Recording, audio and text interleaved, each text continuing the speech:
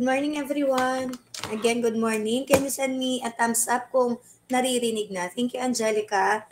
So, yan, sino ko po class, yung may meron. Nalito tuloy ako. Pinagsasubmit kasi kami ng summary of grade. For midterm. So, ayan po ang initial computation, pero hindi po yun final kasi hindi pa naman ako tapos ng checking ng lab 1 at lab 2. So, para lang po magkaroon ng estimation based sa mga na-checkan ko na kasing paper. So, isang araw, Sabado ba yun? Friday, Saturday, tsaka kagabi, I'm checking several. Yung inuwi ko ng Webes na mga lab 2. Meron ding several na lab 1. Natandaan ko kanina, ang huli kong chinek ay yung grupo ni na Carbonell para ma-check kung mahahabol ba pag yung grade ni ng isang person, si Carbonell ata yun, kung tatawid pa ng pass or fail. Anyway, baka naman hindi nyo classmate yan. So, dito class, makikita nyo yung inyong final na midterm na score. Tapos, ari pala ay yung si Miss Leus ha, hindi ko lang nakuhang yung student number ha. Ikaw ari eh. Tapos, ari yung inyong quiz. And then, tentative, nilagyan ko muna ng 80 ang lab 1. That is 80 over 100. And then, lab 2, nilagay ko muna din ay 80. Nag-estimate muna kami ng Sir Gio since hindi siya naka-check. Pero, yung ibang na-check ko na paper ng lab 2 ay nilagay ko na yung score. Okay, so makikita nyo dito, say for example, itong grupo ni 22, 72, 23, 91 ang score nila. Yung iba naman, nag-iiba-iba siya kasi yung individual learning point ay magkakaiba yung score. So, baka isang section pa lamang or isang group pa lang ang na-check ko sa inyong section. Kasi varied yun. Naglahok-lahok na kasi most of the laboratory report ay puro 3101 ang nakalagay. Hindi pinapalitan ng section. So, nung inuwi ko, puro 3101 yun. So, di random ang aking pag-check. Kung ano mang section, kinilagyan ko na lang ng correction. So, mapapansin po natin dito na 2 po ang nag-pass. Dalawa lang. With 87.32 na grade, ano ba yun? DOS ba yun? Plus, baka 2 ang equivalent score nito kung sa portal. Ari naman ay 2.5 yung isang person. So, ang alam ko, sa subject niyong OR, aring person na ari lang din ang nag-iisang nakapasa sa midterm grade. At saka sa midterm exam. So, ito lang. Parang sa midterm exam din naman, ay para ilan lang din ang pumasa. Asinin natin, ito 1, 2, 3. Tatlo lang din. Yung isang pumasa, nasan yung 62? Pumasa sa midterm 62, kaya lang mababa yung quiz niya, kaya nahigit pa rin, no? Yan. Pero malapit-lapit na naman yung 71. May chance pa naman mahigit yung mga score nyo ng mga 71 na yan. Kunwari yan, 71, no? Tapos 80 pa. Malay lang natin, right? Kung mag-90 yung lab grade, malapit na siyang pumasa.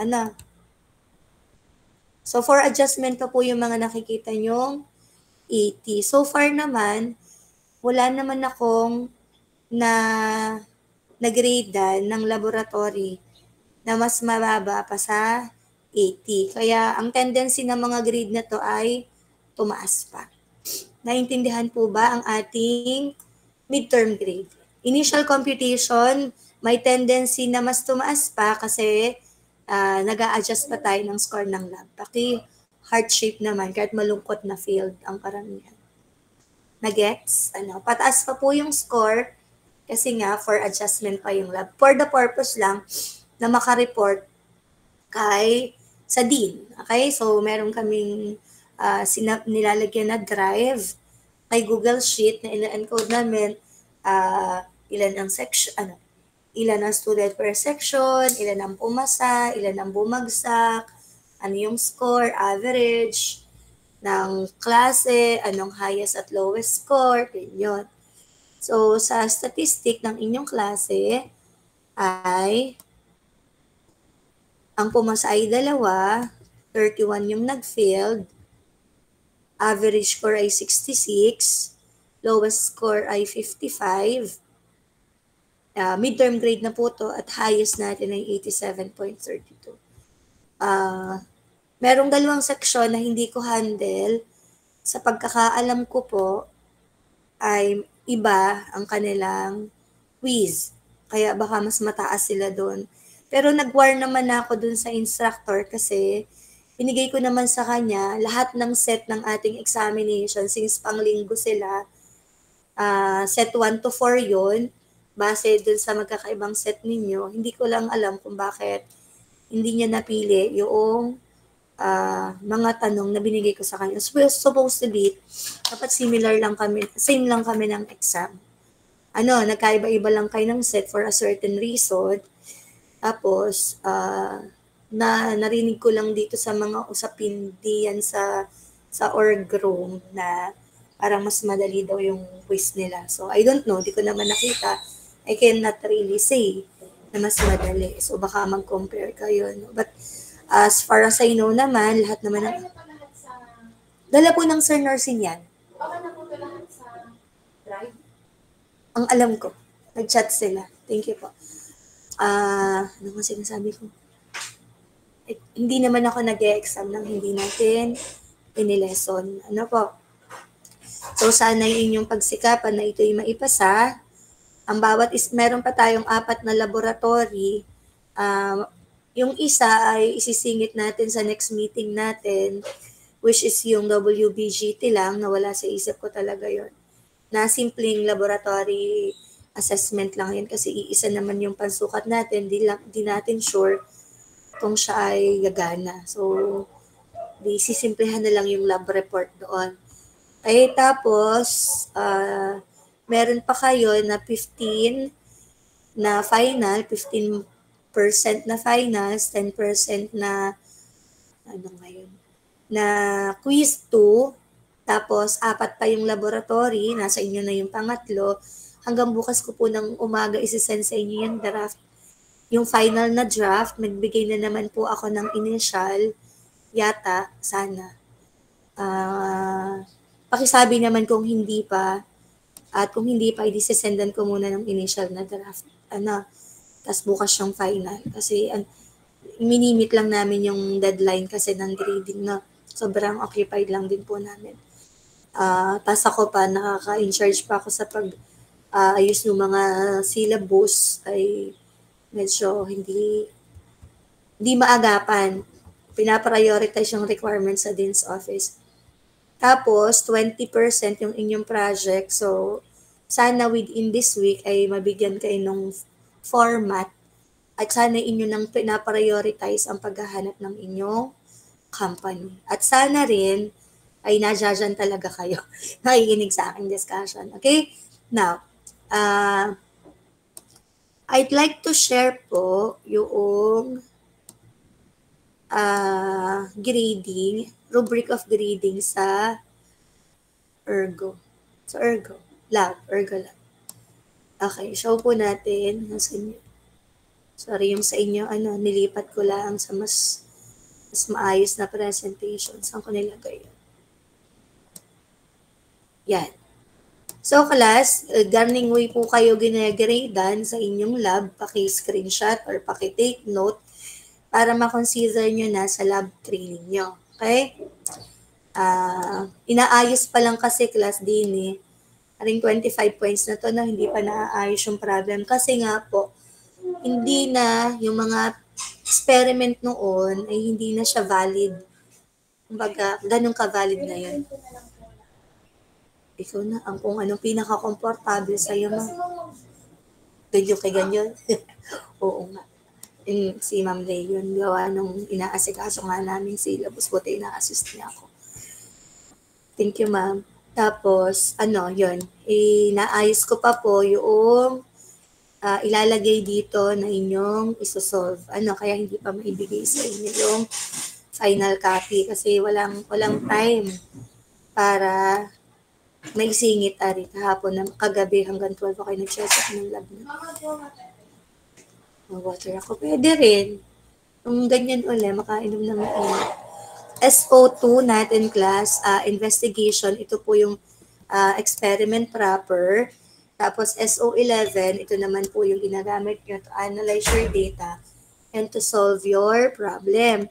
So, dun po sa investigation, meron kayong presentation.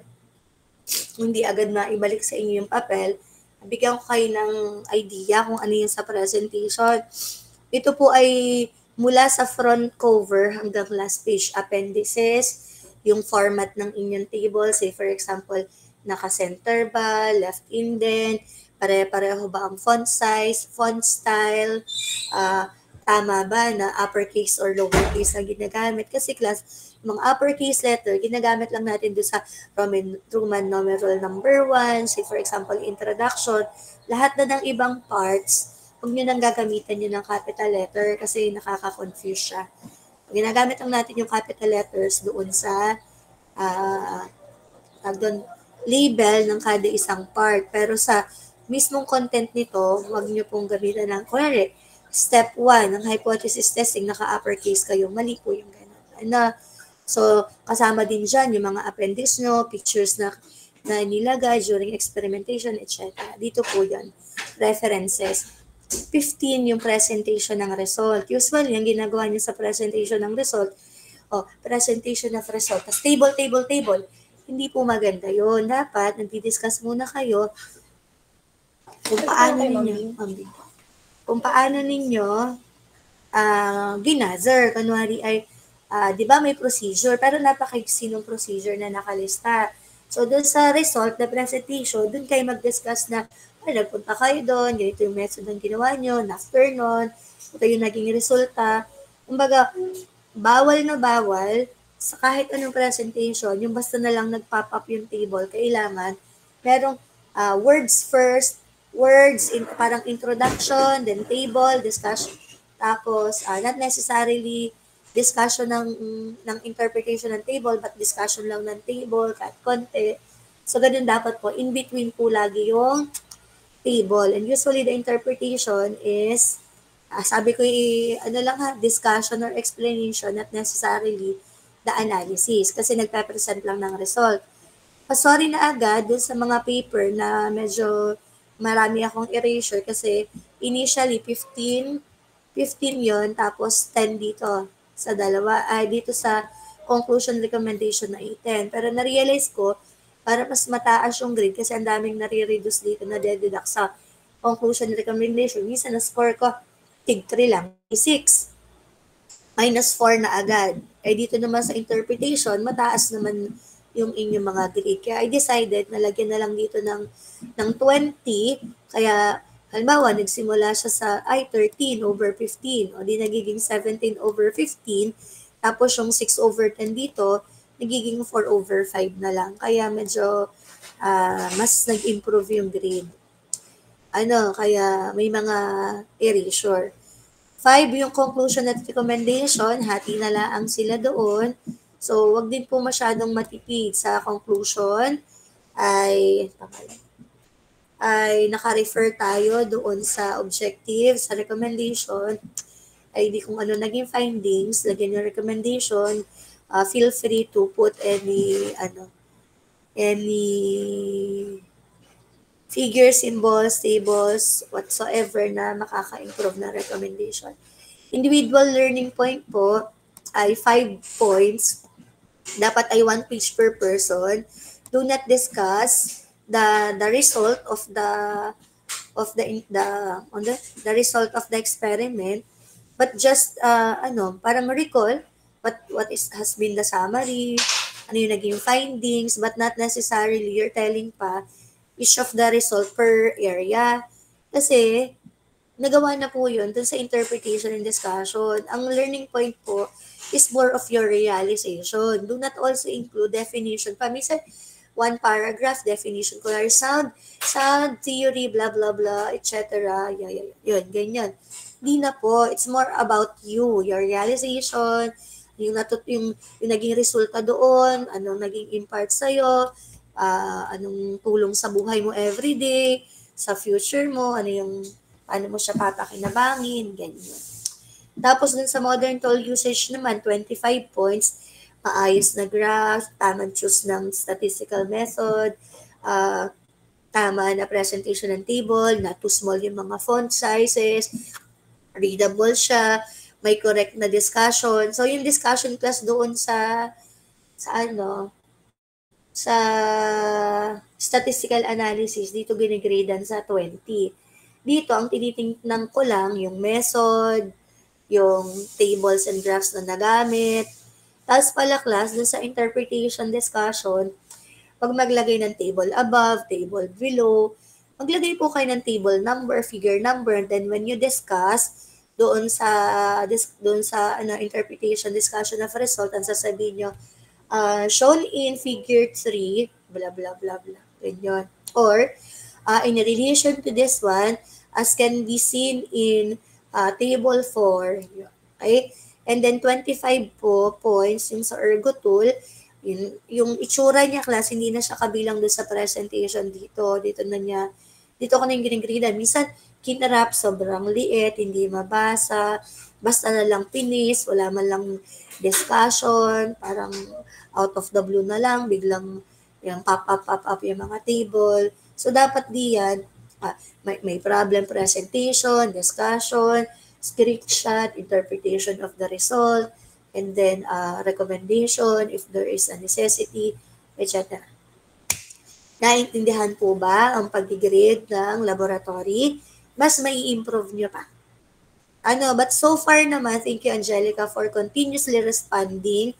At yung iba ay nasaan kaya, bakit hindi kayo nagre-respond? Class, that by part already sa pag-adjust, ay inuulit ko sa inyo, pag bumagsak po kayo sa inyong ergo subject, kayo po ay pwedeng madelay ng 1 taon. Hindi ko masyado namang natingnan yung composition ng, yung yung tag doon. Basta, yung prerequisite, pero alam ko heavy ito. So, marami kang posibleng maiwan kung bumaksak sa ergo, may potential pa nga na halos wala ka nang ma-enroll. Thinking ko lang yun, not so sure. Kayo mag-fair, tingnan nyo rin yung inyong curriculum, no? Di naman ako ganun anong idea. Kasi, idea ko lang, pag ergo, maiiwan ng mga RM, hindi ka makaka-ergo 2, hindi ka makaka-thesis, marami siyang continuation. Ay di mag-ingat pong mabuti. Sa aking bahagi naman ay pinipilit ko magturo sa inyo. Ang problem talaga ay medyo poor ang inyong analytical skill. So, wag po sanang masaktan. Ayos ko namang sinabi. At yun naman ay base lang sa resulta ng ating examination. So, sana po ay paghusayan niyo po ang inyong analysis. So, maliwanag po bang aking naging discussion? 8:27 na. Magsisimula na tayo ng discussion. Okay? So now, check muna po tayo ng attendance, pero yung checking ko po ng attendance naman ay hindi naman siya yung final attendance kasi mag-aas naman ako sa inyo dyan sa ating chat box. ID, yun ang pinaka-ultimate na attendance. Yan. Okay, saglit lang po.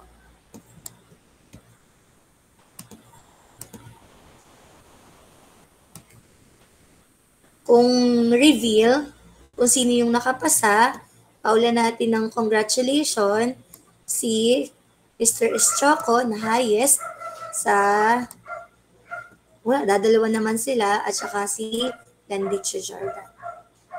Okay, paulan na natin ng congratulations silang dalawa. Kaya nyo din naman na sikap lang po. Diga, Jordan, digat kaya naman. Nandiyan ka si Mr. Landicho. Lagi si Angelica nakikita kong pangalan. Okay. Ayun. Yan naman class ay lang, determination and proper mindset. Kaya maniwala kayo sa akin. Kaunti pang push. Huwag lang mahuhulog. Sabi mo, push na. Mahulog na kami. Huwag naman. Okay, November 5. Okay, check natin ang attendance. Raise your hand. Andal, Micaela, Russell, and Barte. 30 minutes din. Pero yain na. Ano wag laang maputulan ng internet, mawala ng internet para tayo diretsyong makadiscuss. Okay? Next would be Basilan Bonyaga kanila. So far naman ay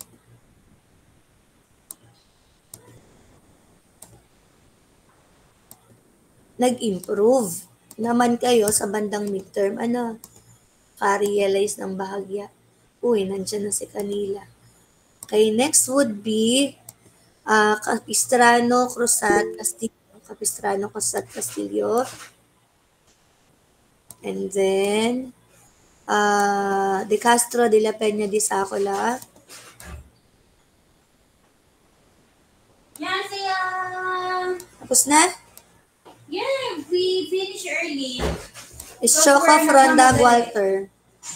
Controlling lang ata. Maigsi yung 226. Hindi controlling. Ano managing the technology at saka marketing ang Kaiser. Gawa ng wala si Sam number. Ay, chapter ano na? Sulit lang. Chapter ano na yun? 11 na? Sa dulo na yun, ma'am. Wala siyang dober. Siya Wala si pag-discuss Sam sa number, ayaw niya yung pamigay kasi na-effortan na niya. Go-audit siya eh. Kaya kayo napa-advance.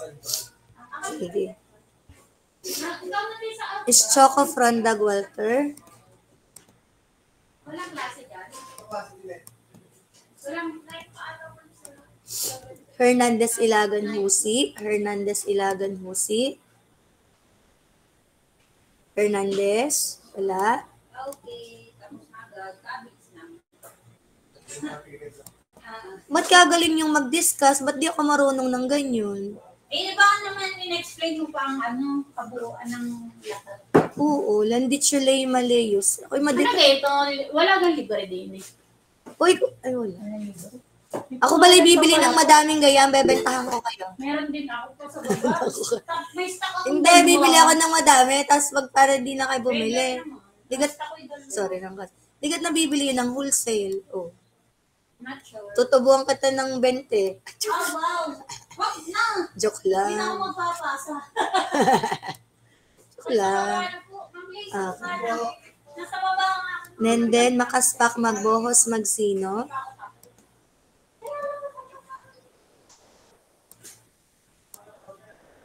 Malabanan, Marmol, Medina.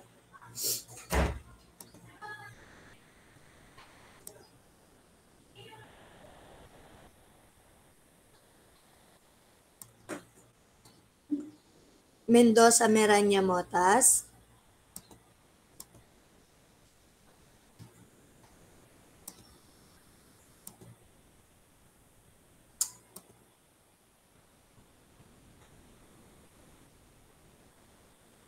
Rivek, ako pala ay nag-sort ng ng papel.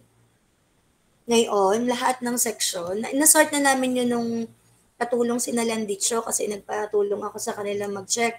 Inalphabetize namin yon. Tapos ngayon, bago magklase, inarrange ko ulit yung 4 na section ng naman, by score. Tama, by score.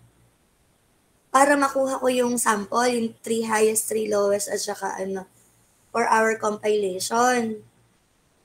Ngayon, napansin ko, wala yung iyong quiz paper, meron niya ha. Baka hindi mo ito'y napabalik, pakibalik sa akin. Wala talaga, hinanap ko na. And then, baka nakalimutan mong isole. Sino nang tinawag ko? Nalito na ako. Ramos, Reyes, Tolentino. Ramos, Reyes, Tolentino. Okay, tapos present naman daw yung dalawa. Hindi lang daw nakataas. Okay? Yain na kung may late.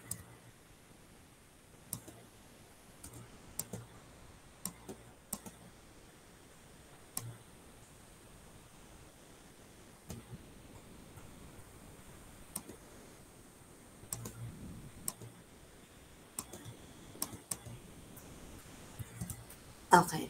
Alay na may draft ko la ang class ng listahan. Merong isang final na grading sheet.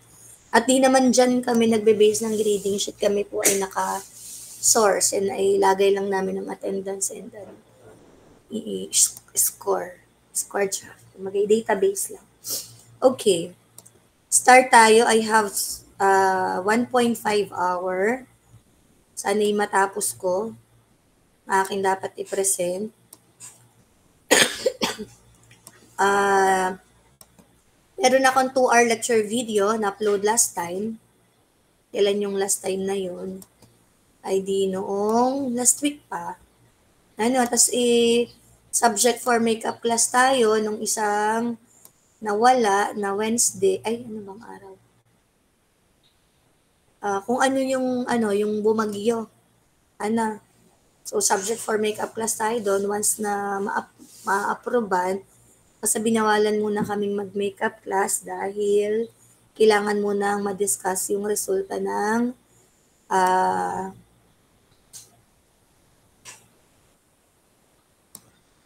midterm doon sa Dean's Office, no? Nung college wide. Ngayon ata yung meeting nila. So, sana makarecover tayo kasi naging productive naman tayo last week. Nag-discuss tayo ng examination. Tapos, permission to turn off muna. Tapos, nagawa naman kayo ng laboratory. But, based on syllabus, check natin yung syllabus. Wala pala. Yung muna class open tayo ng syllabus. Para we can see if we're on time. Pinipilit nating maging on time.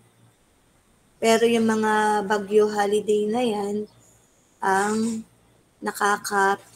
sa atin. Nakaka-distract.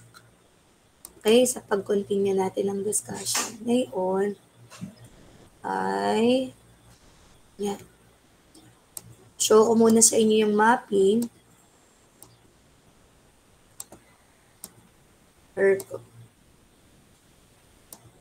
So, base po dito, sa ating syllabus,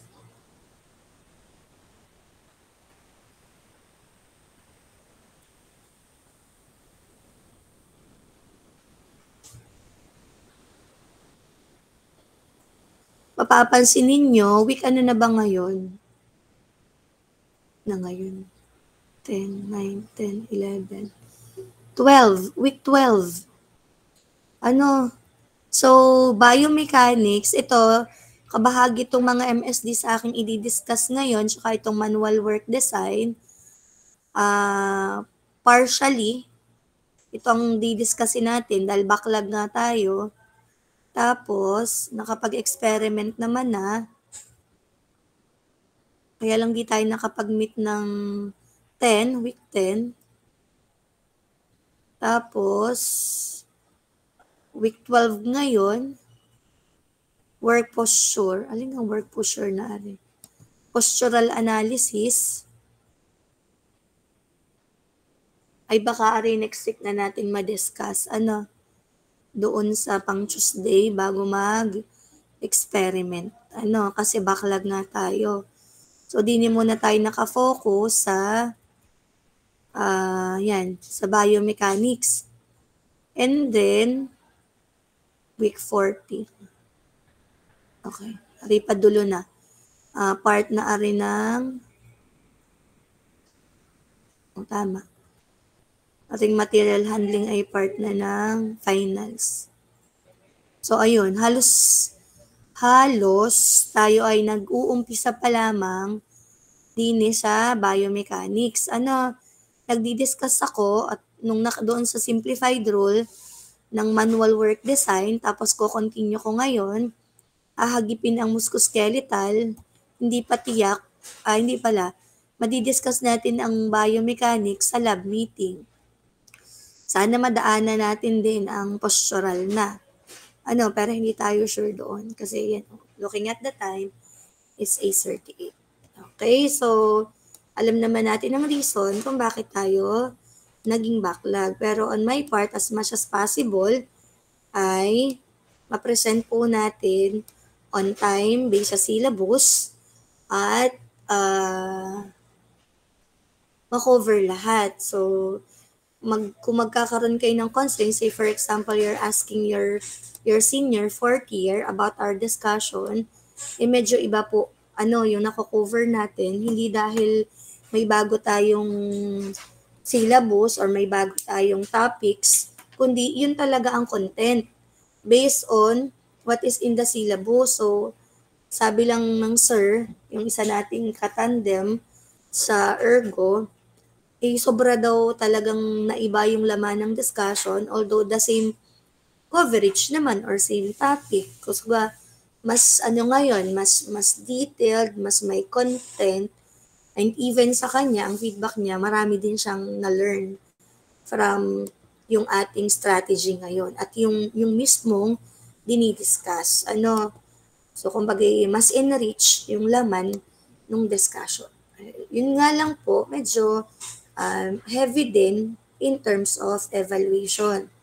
Sige, tayo po ay mag-discuss na.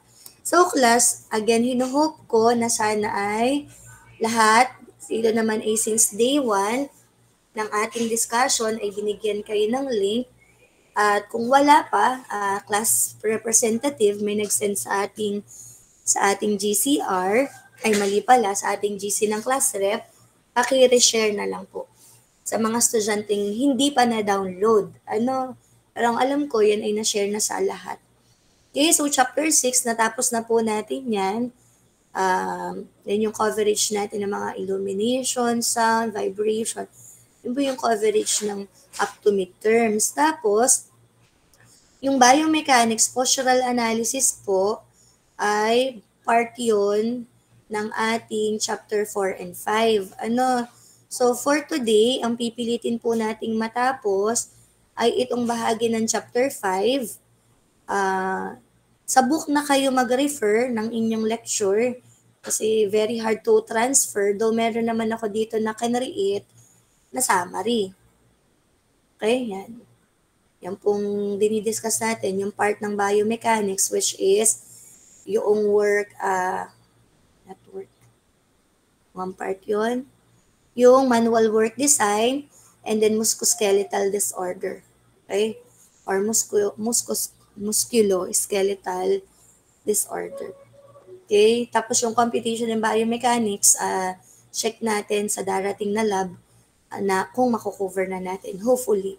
So, bibigyan ko po kayo ng copy na ring summary ng mga principle, pero lahat naman po ito ay nandito na sa chapter 5 natin. Kayo na po ang bahalang mag-produce para sa inyong sarili. Ini-encourage na mag-print kayo. Huwag yung browse lang kayo ng browse, no?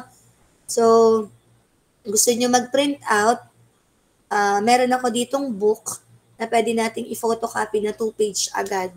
So, just let me know para atin pong ipareproduce. Ibig sabihin, hindi yung one paper ay 1 page. So, kaya naman sa long yung 2 pages kaagad. So, just i-inform nyo lang po ako kung gusto nyo mag-copy at di atin pong ipapadala yung libro doon sa kopyahan. Tapos, bigyan ko lang kayo ng kaunting background sa ating i-discuss. Dito din po sa chapter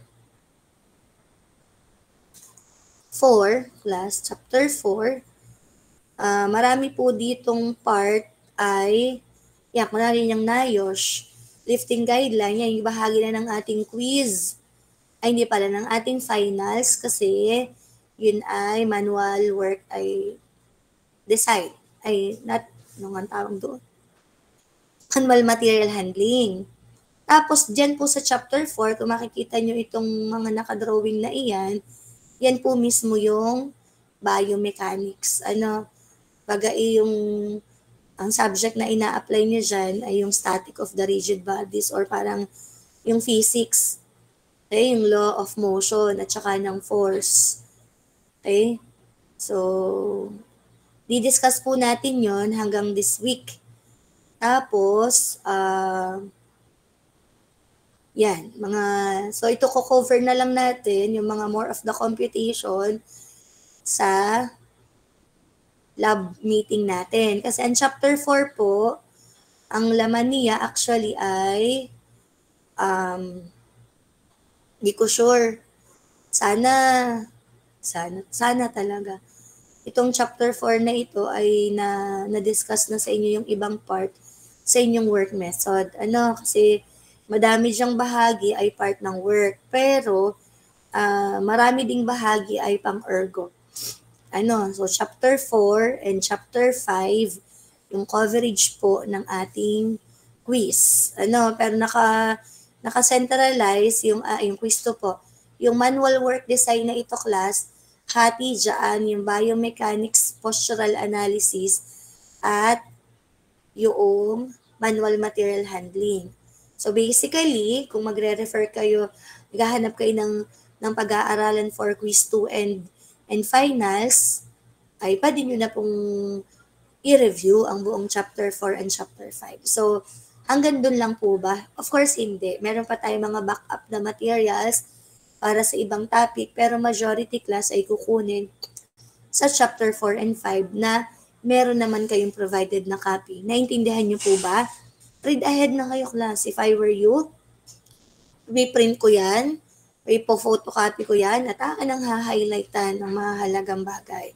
So, hindi nyo na rin masasabi na, ay, hindi pa naman na-discuss, o wala naman kaming material kasi I already said that it's chapter 4 and chapter 5. Now, the chapter 5 that we are referring to, which is yung, yun tayo sa chapter 5.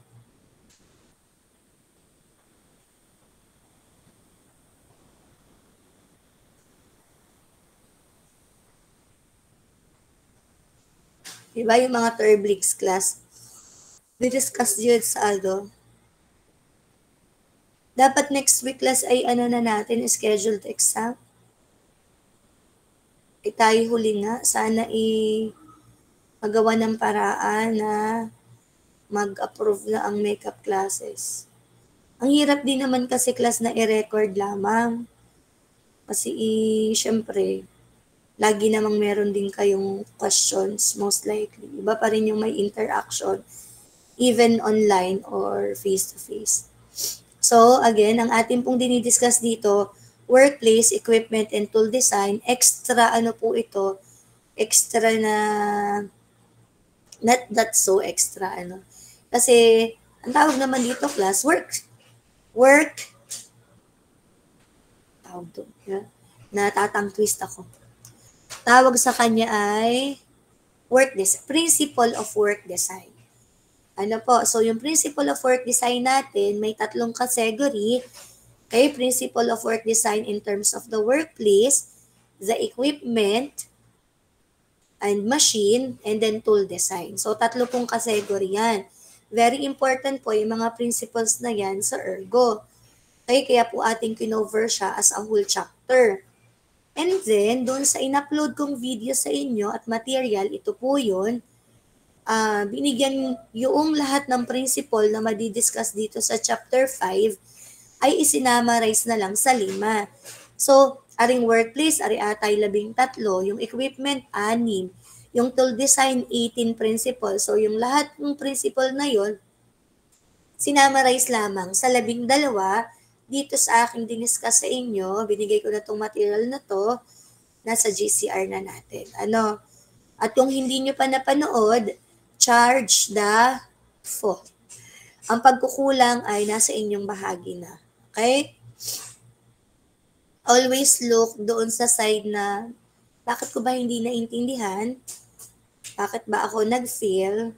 Baka saan may pagkukulang. So sa amin naman din, syempre, amin naman din nire-reflect iyon para matulungan pa rin namin kayo. Okay. So, yung sinasabi ko dito, class, na napakadami, more than 30 na principle na i-discuss natin one by one later is na-discuss ko na in simplified na 12. Okay? May mga drawings dyan for you to understand it, and please do watch the video. Okay? So, number 1, work in neutral posture, I will not explain. I'm just recalling or reviewing based on the last week discussion or 2 weeks ago na discussion. Okay? Work in neutral posture, reduce excessive force, keep everything in easy reach, work at proper heights, which is usually the elbow height, reduce excessive motion, minimize fatigue and static load, minimize pressure point, provide clearance, move exercise and stretch, maintain a comfortable environment, make display and controls understandable, and improve work organization. And we will discuss it naman, class, into the detailed 30 plus na principles. Okay? If I need to draw, meron akong blank space dito to draw and to further explain. So, pwede naman nating silipin itong ating textbook. Hindi ko na nilipat, class, lahat sa material. Sobrang talagang beating the deadlines ng requirements sa college. Hindi lang sa per subject. Kaya, yan, ginanyan ko na lang. Simplified kasi meron naman kayong detailed sa inyong libro. Okay? So, banggitin lang natin, parang going back to our, from where we start, we're discussing ergonomics and in particular, physical ergonomics pong Ergo 1, that our goal is to increase production efficiency, that is productivity, but at the same time, comfort and safety by reducing injury rates for the operator. And for that matter, we are discussing the anthropometry, which is the measure of body sizes and shapes. These are the data provided to us. Na-discuss na po natin iyan. And the designs, the three different designs which are common. The least preferred, average, but was commonly used because it covers less costly. Design for adjustability, which is, or adjustable range, which is the most preferred. However, it's in terms of price, it would cost a lot. And then, yung ating design for the extreme. Okay? Considering the entails of our normal curve. It could be 5th, 95th, okay, male or female, or it could be 90th or 100 or 10th. It really depends on what part of the curve you want to cover, what percentile. Okay, and now we will be discussing part 5.2, which is the principle of work design in terms of the workplace or in consideration of the workplace. So, nabanggit po natin na may tatlo siyang category, workplace, machine and equipment, and the last one is tools. So, ito, class, this is number 1, determine work surface height, na naka-enumerate po dito. Okay? So, allow me na lang na mag-focus dito para at least while I am discussing, mag-read na kayo by your eyes kasi hindi ko naman yan babasahin. I'll just explain it the simplest way I can na maiintindihan nyo. So, again, meron tayong simplified dito na principles lang. Nandito po yung details. Read by your eyes na lang, okay, para makuha nyo yung information. But on my part, simplified ang aking approach. Okay? So, determine the work surface height by the elbow height. When you say it's a elbow height, napansin nyo dun sa dinemo ko sa inyo sa discussion, hanging down naturally, and elbows are flexed at 90 degrees so that the forearms are parallel to the ground. So, this is the most important part of it, that the elbow height becomes the proper orientation for the work surface height, as we can see daw in figure 5.4.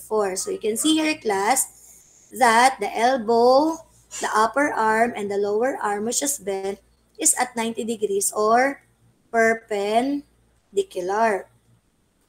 Regardless kung sitting or standing operator siya, dapat po ay ganyan po yung elbow natin. With respect to the surface height. Okay, standing man siya, stand or sitting. So, there is an exception, class. There's an exception to that, which is number 2. So, dito, class, diniscuss ko na rin yun sa number 4. Show lang natin for the purpose of illustration lang.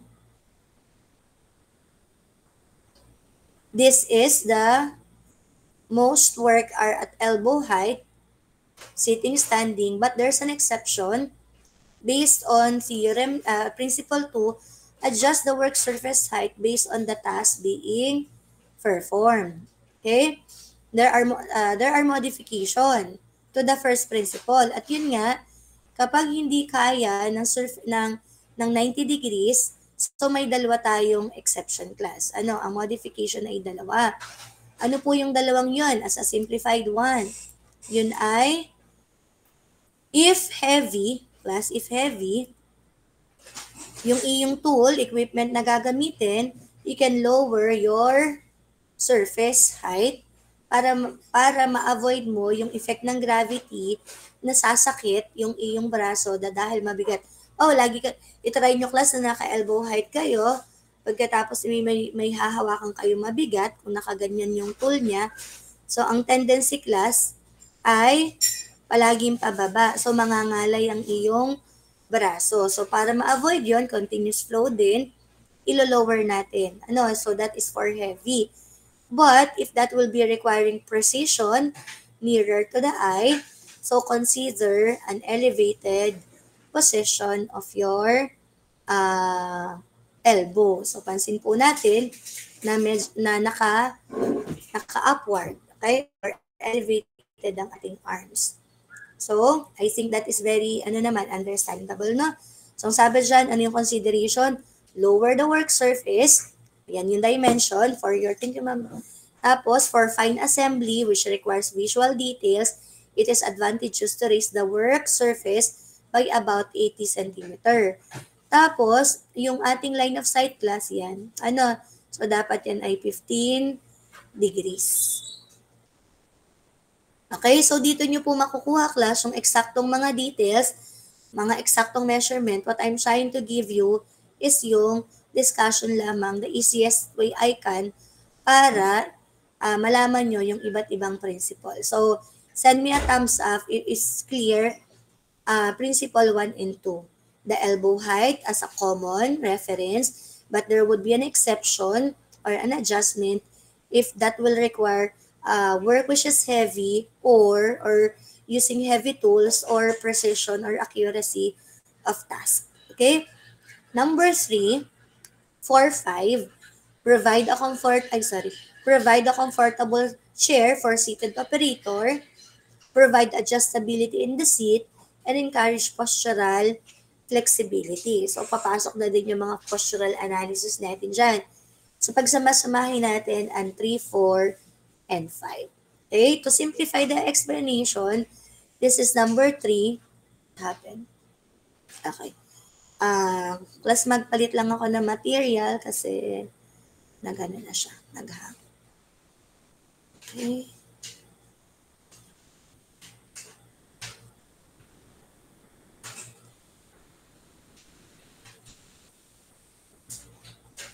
Pagko-close ko muna, ayaw na masulatan. Open ko lang po ulit.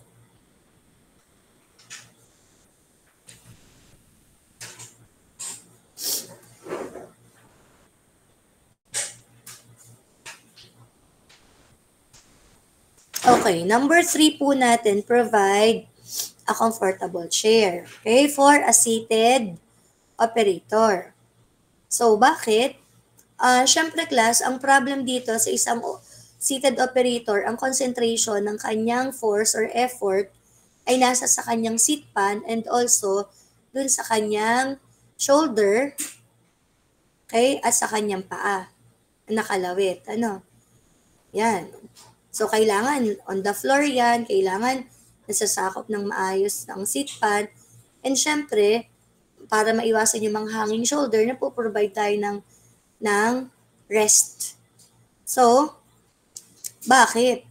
Para ma-reduce ang stress on the feet at saka yung pagkonsumo ng energy even you are seated. So, in that case, class for postural for posture naman to. Okay? To have a good posture class, you will follow this recommended standing workplace dimension.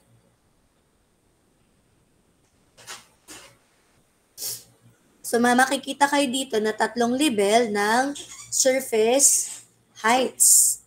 Okay, so sabi dyan, letter A, precision work with armrest. Ang letter B na height ay for light assembly. At ang letter C na height ay for heavy work. So, mapapansin nyo po, kung itutuwid niya iyan, ari po yung normal. Kung naman may precision, medyo tataas ng kaunti ang kamay. So, gagayon. Kasi, doon titingin, may precision na kailangan. At kapag naman, letter C, pansinin ninyo, hanggang din yung surface height, medyo mas mababa yung kamay niya. Okay? Thumbs up kung naintindihan yung ABC, surface height of a standing operator, and you of course follow the line of sight 15 degrees, elevation 15, and then follow na lang po yung mga required na mga heights dito. Okay, kunwari, optimal working height of the hands, ID, ito ay nakadepende doon sa ating ABC. Tapos ito naman, standard overhead clearance, okay, from floor to the ceiling. Okay, and then foot depth at saka foot clearance para para maiwasan natin ang fatigue sa paa. Clearance also for the knee. So you simply follow body dimension or body feature required plus the given standard measurements. Ito naman class, ang isang recommended na seat parameter with values found in table 5.2 ng isang adjustable chair. Okay? Para to sa principle number 3 na provide a comfortable chair for the operator at para naman sa number 5 yung standing yung encourage postural flexibility. So ito po yung mga dimensions or parameter na kailangan yung makonsider at ang mga values po nila ay nakalagay dito sa table 5.2. But of course class, these are not based sa Filipino anthropometric data. Sa US po yan. So halimbawa kung magre-refer tayo dito, ang gagawin po natin, we have to know the conversion or the factor. Say for example, sa seat, tapos ang pipiliin mo ay 16. Kung ito'y sa US, kunwari ay 0.70 tayo ng US, edi kunin natin yung 0.70 of 16. So medyo liliit yun kasi alam naman natin na mas maliit tayo sa kanila. Naintindihan nyo ga po yung class. Bawa, hindi na kayo makapag-gather ng data pero may available naman ganyan, very immediate yung need, pwede na po tayong gumamit lamang ng factor. Okay. Thank you, Angelica, for continuous responding. Choco. And nagre-reflect naman, class, doon sa assessment natin somehow, yung mga nasisipag makinig, ina-absorb, naiintindihan na yung lesson. Then, consider lang din po, class, yung mga points na naka-comment para maiwasan yung magkamali ng mga choices. Okay? Now, to encourage yung ating postural flexibility, meron tayo class na yung ating spine, which is already discussed here. Alin dito yun class? Sa introduction, ang sabi ay ang ating likod, ating lumbar or skeletal, yung tag ito? Yung spinal column class ay naka-curve. Naka-curve siya. Yung principle number 1, sabi dyan, maintain the S-curve. Ay, yung S-curve na yan, class, ay para in relation to number 5 that you encourage postural flexibility. Ang likod po natin ay nakaumbok dito, bahagyang palubog sa may bewang, nakaumbok sa may puwitan. Ari ang paa, ari ang balikat. Lagyan ang kamay. Say for example, kung naka-forward. Okay, hari yung katawan, pag ganyan ulit, may tiyan, hari yung paa. Sorry na agad, yung pangat ang drawing. Okay? So class, consider po natin yung shape na iyon. Ang tawag doon, sabi dyan yan, lordosis. Ano daw yon? When a person is standing erect, the lumbar portion of the spine, approximate belt level curves naturally inward. Alin po yon? Aring bahaging ari class. Yan yung lombard natin. Yan Pag may sinabing lombard complex, hindi nagkakasakit din yan sa bahaging iyan. Okay? Yan. Naka-curve po iyon. So, sabi din yan, kailangan nating mag-provide ng good lumbar support. At ano po yun? E di yung ating backrest. In particular, kung lumbar ang tutukuyin mo, lower backrest. Okay, kasi may upper back. Alin po ang upper back? Dito po ang upper back, dito yung lower back. So, depende kung anong trabaho ang ipaprovide mo na resting provision. So, another approach to prevent flattening of lumbar, iiwasan mo daw, class, na yung ating paumbok na iyan ay mafa-flatten. Kaya bawal na nakasandal, sasandal ka sa pader. Painful po yun, class. Kaya hindi nila recommended, class, na humihiga tayo sa, never mind. Magkamali ako ng sasabihin. Ang gusto ko lang talagang i-impart ay yung pagpili natin ng higaan ay dapat ay proper din. Na hindi masyadong matigas at hindi rin masyadong malambot. Okay, iwasan din daw po natin, class, ang twisting or pelvic rotation. Okay, avoid twisting kasi that can cause stresses and maybe sudden impact on our bones. So, posible po tayong magkaroon ng slip disc, dislocation, and CTD on the long run. So, meron daw tayong 6 basic sitting posture. Hindi natin karaniwang nakikita yung ganan na upuan, pero yun, class, ay adjustable kasi, class, na-rotate na. So, pwede daw may front support kung ganyan yung action para hindi la palaging nagbe-bend. Reclining, kneeling, rebalance stool, and the traditional that we know. Bihira nga, class, yung may ganito eh. Usually, meron lang ang armrest, may backrest. Ang ganda ng shape, class, ng backrest, no? Pansinin nyo siya. Okay? And then, bihira yung may footrest. Back, arm, saka yung seat pan. Pag mga manager, edi may headrest. Okay? Next would be, isa natin. Yan. Maganda rin sa pag-provide mo ng comfortable chair, class. Katulad nito, bakit ito naka-saddle-like? Hindi siya pagayan. Nakaganyon. Okay? Kasi, class, pansinin nyo na ang ating popliteal ay hindi naman din diretsyo. So, consider mo lang yung natural curvature or contour of our body. And then, sabi nga, provide adjustability in the seat. And it is given to us na doon sa table yung ranges ng adjustment. Okay? So, reduction on the disc pressure. So, pwede naman daw na mag-forward tilting, which is bihira naman yon. Another factor is to consider adjustability in the specific seat parameter, which is already shown on the table. Kasi, class, sabi po, ang seat height ang most critical na bahagi ng ating upuan. At yung seat height na yan ay nami-measure sa popliteal height, which we already know. Kasi, ang support natin, class, ay nasa sa ating buttock na na-seated. Syempre, mahirap kung nagkakaroon ng pain or discomfort sa bahagi ng popliteal at kung hindi natin masusunod ang proper na popliteal height, pwede pong nakahanging ang iyong paa o kaya naman ay bending upward kung masyado yung mababa yung popliteal height. So, you have to consider po yun. At saka po, yung pag-provide na rin po, class, ng mga rest, armrest, footrest, backrest, those are very important. Okay? Number 5 is encourage postural flexibility that I have mentioned to you na lagi po nating i-consider yung ating lumbar na shape, yung S ng spine, at saka po yung elbow na perpendicular, and iiwasan po natin yung rotation or twisting kasi, class, lahat ng iyon ay posibleng magkaroon ng problem on your vertebrae. Ano ga yung vertebrae na tinutukoy? Ay di sa ating mga buto.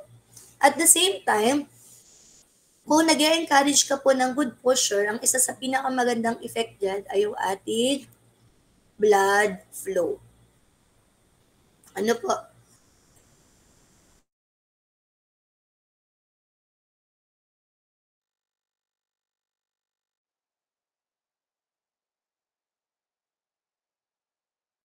Kasi class, kapag na-prevent po natin ang correct na blood flow, so ang tendency po dyan ay magkaroon ng tingling sensation or numbness. At yung mga part na po yun ang very prone sa pag-develop ng pain. So again, consider flexibility or postural rigidity at ang nabanggit nga natin, blood flow po yun. Para maiwasan yung ating numbness at first but leading to muscle fatigue and cramping. So possible din class kung meron tayong standing operator na mag-provide tayo sa kanya ng tinatawag nating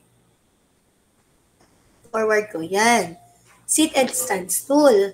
So pwede pong ganyan. Ibig sabihin yung person na upo dyan, hindi siya fully nakaupo. Kaya mapasin nyo, maliit lamang yung part ng sipan. Or yung iba naman class, ang sipan nila ay simple lamang na ganito.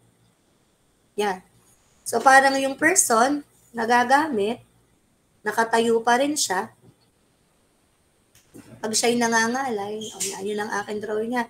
Pag siya'y nangangalay, hindi siya fully uupo. Para siyang nakaupong nakatayo. Paki-thumbs up naman kung nagigets nyo naman somehow yung gusto kong i-imply. Hindi mo mapapansin na ang person ay nakaupo para pa rin siyang nakatayo kasi parang itinuon niya lang yung puwet niya. So, possible din nating i-provide para sa mga standing operator para hindi sila mahirapan. And speaking of this standing operator class, principle number 6 is we provide anti-fatigue mat for standing operator. So if you cannot provide class yung ating footrest, yung pwedeng pagpatungan ng paa at times tataas muna, ngalay na, kung sino naman ang nangalay, baba yung isa. Patarmahan ko lang ito sa kanila kasi balik ko sa inyo. Uy, thank you naman. Thank you, Mabli, talaga. Uy, class, pwedeng may footrest. Pero kung hindi mo pwedeng ma-provide ng footrest, pwede naman ni class na providean mo siya ng anti-fatigue mat. Okay, nabibili po iyon. Ang ginagawa niya, nag-a-absorb siya ng pressure mula dun sa pa. Diba? Ang date nila lahat dito dapat August 1 and August 2 po din. Ay, wala pa naman. Ilalagyan na, ma'am. Ilalagyan na. Bago niya Ay, pirmahan. mamaya ko na lang ilalagay. Yung sa kanila. Ay, hindi ko pa naman patadalhin sa kanila. Hindi niyo pa lang sa mga ano. Basta pagpunta kay Ma'am RM, dapat ay may date na. August Unahan at August 2. Yung mga paper mo na lang yung pupunta sa latin. 1 at 2. Apa. Yan. Sa request at tinutulungan ako ni Ma'am Lee sa syllabus namin. Lahat ng syllabus class ng IE. So, yun, anti-fatigue mat po, nag-a-absorb siya. Di ba, syempre, on the long run, may napapansin ka na dyan, nangingimay, nangangalay. So, yung blood mo class, parang, yun, dahil ang weight mo ay nakatodo dun sa floor, so parang pababa na lang lahat. So, para maiwasan po yun, or mabawasan, naglalagay po tayo ng anti-fatigue mat. So, nakanood na ng video, edi, alam niyo yung illustration noon. So, show na din natin. Nasaan yung anti-fatigue mat?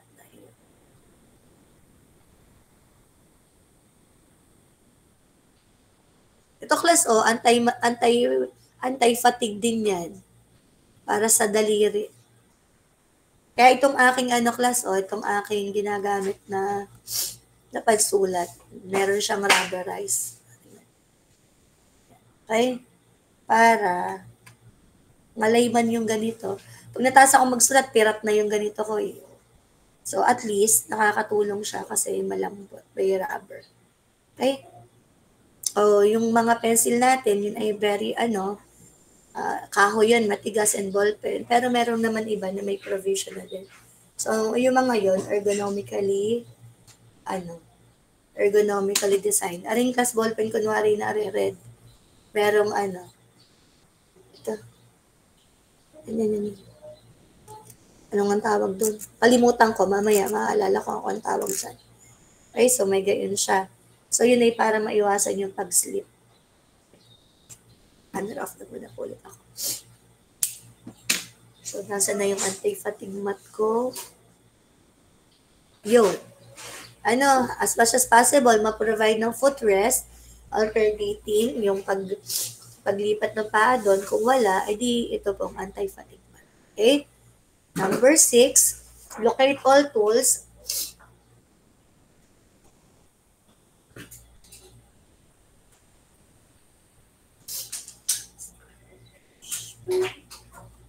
Lagi ko nakalimutan yung term na yun.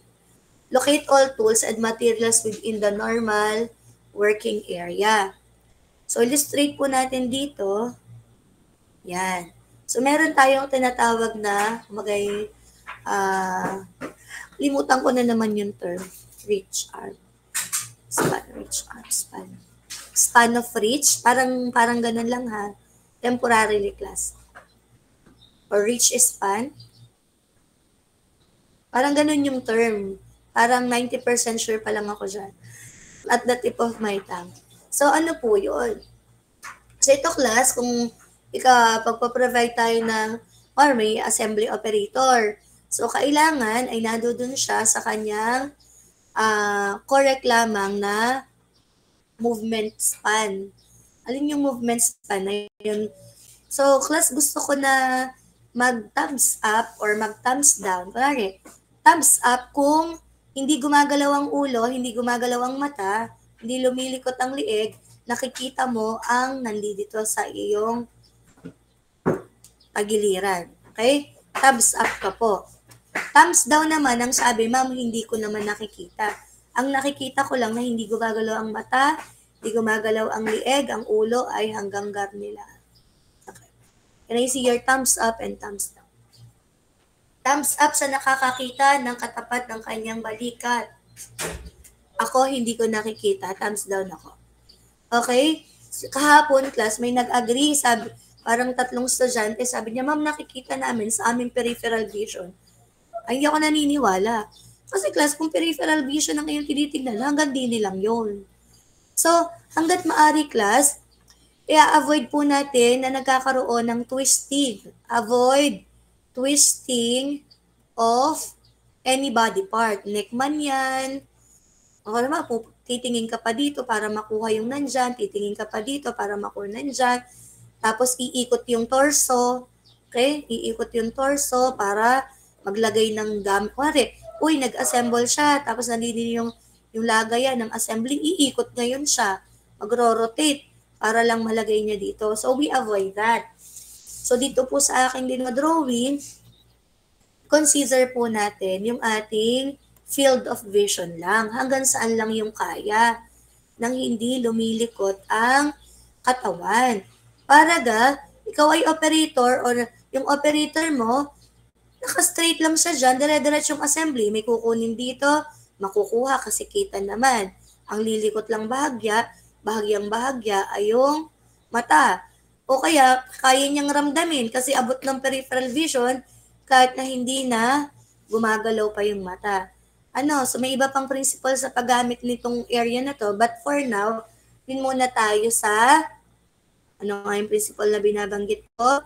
Locate all tools and materials within the normal work area. So, alin nga po yung normal work area? Hanggang sa, yun, naisip ko din. Class, successfully reach envelope. Yan. Doon lang po tayo sa ating tinatawag na reach envelope, which is normal. Pansin niyo po class yung normal, dito lang po yun. Pareha. Yan. Hanggang dyan lang. So, kung pwede mong i-locate hanggang location na iyan, medyo dito pa lang konti yun na. Yung mga materials, dun mo po mas i-locate. Iiwasan natin yung nasa maximum kung saan nagkakaroon ng overstretching. Okay? Avoid po natin yung overstretching. So, ari po yung normal stretch lang natin.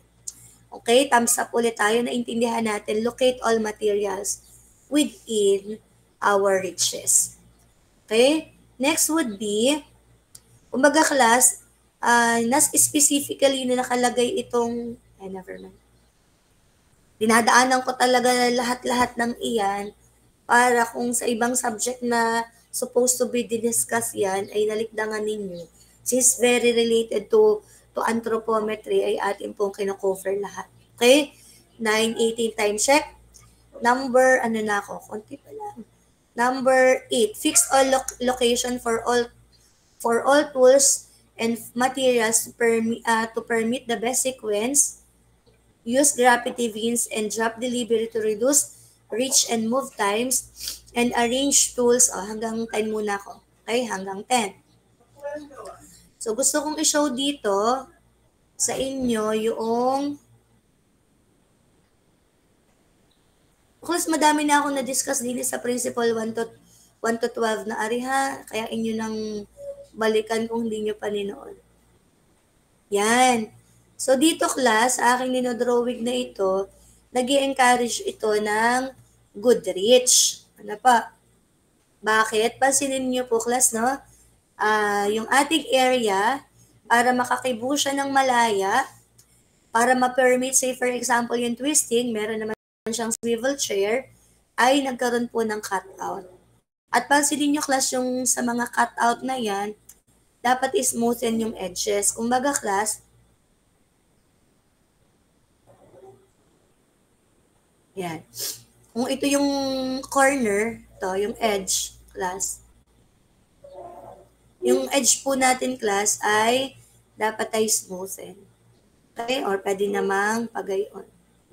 Kaya iiwasan po natin na sharp yung edge. Kasi ang tendency, pag sharp yung edge, yung ilalim ng iyong arm, ay di nagkakaroon ng misay na susugatan or namamark.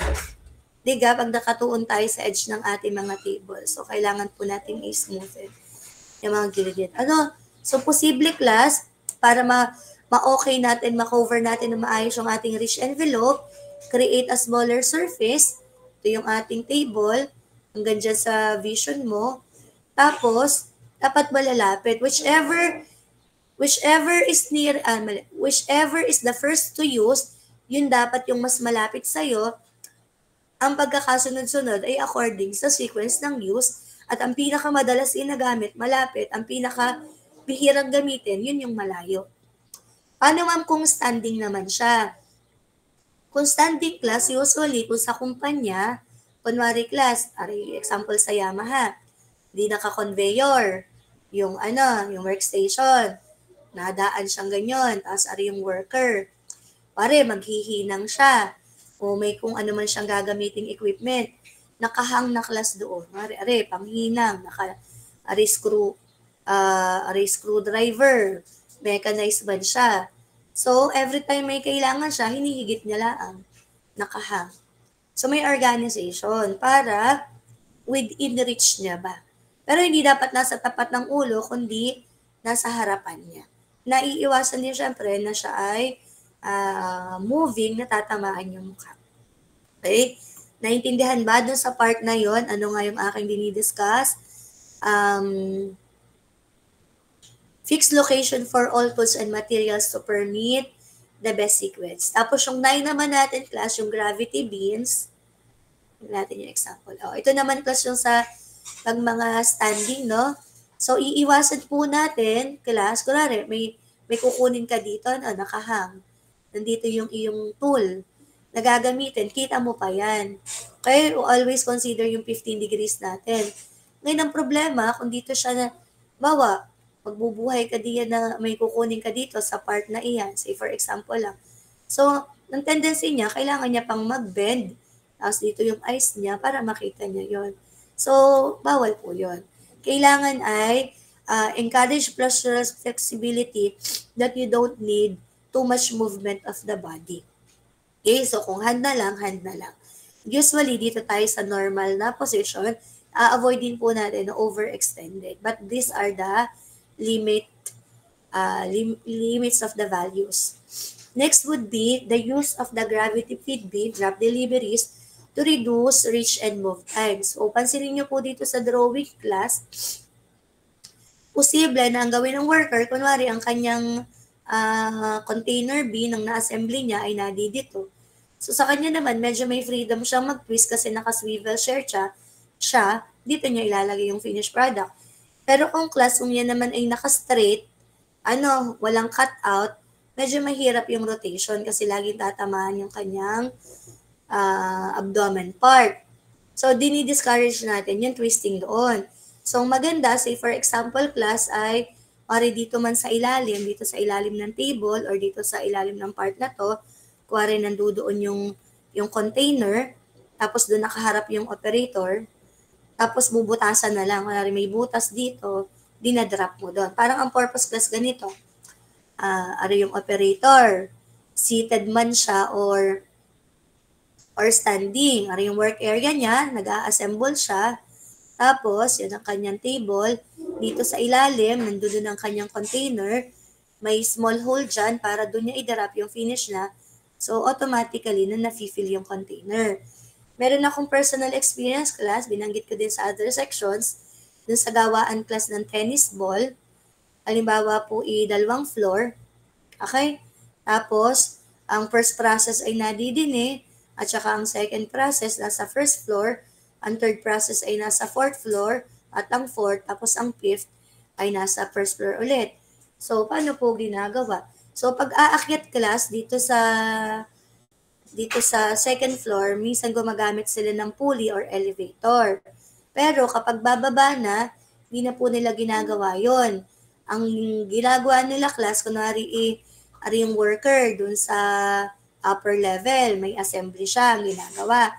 Tapos, may butas ditong tubo, nakaharap siya sa wall, butas yung tubo, tapos nakakonect siya, nasa wall, nakakonect siya papunta doon sa nasa first level. Tapos ayun ay mahuhulog doon, diretso dyan, may container, tapos nandito naman yung next na worker. So, hindi nila lang siya kukuha. Ito naman, hinuhulog niya dito. Tapos malalaglag na siya. So, class, nagtatake advantage ka dun sa gravity. Lesser time, lesser energy. Okay? Ari yung dinidiscuss ko sa inyo, class, na yung mga tools na naka-organize, na nakahang lang.